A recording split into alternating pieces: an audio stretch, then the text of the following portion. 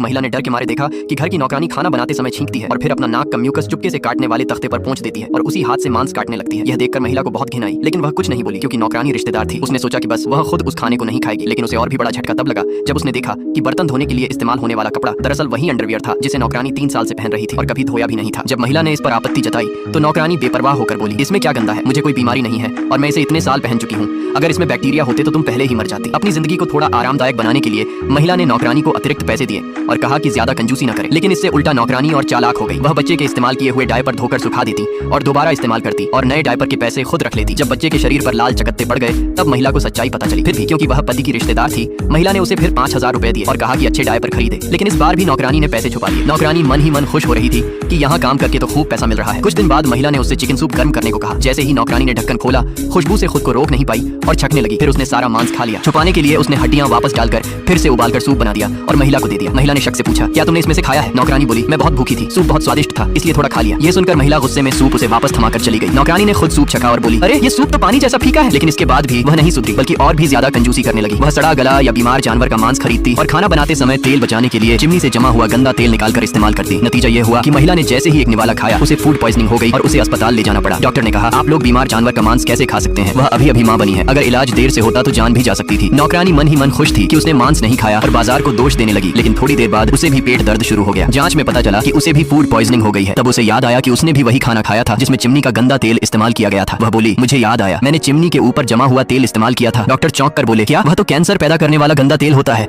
आप लोग तो जहर खा रहे थे। सच जानकर महिला गुस्से से लगभग टूट गई, लेकिन अब कुछ करने का फायदा नहीं था। उसने सोचा कि नौकरानी यह सब घर का खर्च बचाने के लिए कर रही थी और ऊपर से वह उसके पति की रिश्तेदार भी थी, इसलिए वह उसे बार बार सिर्फ यही समझाती रही कि साफ सफाई और सुरक्षा का ध्यान रखे। इसका अगला पार्ट देखने के लिए चैनल को सब्सक्राइब करें।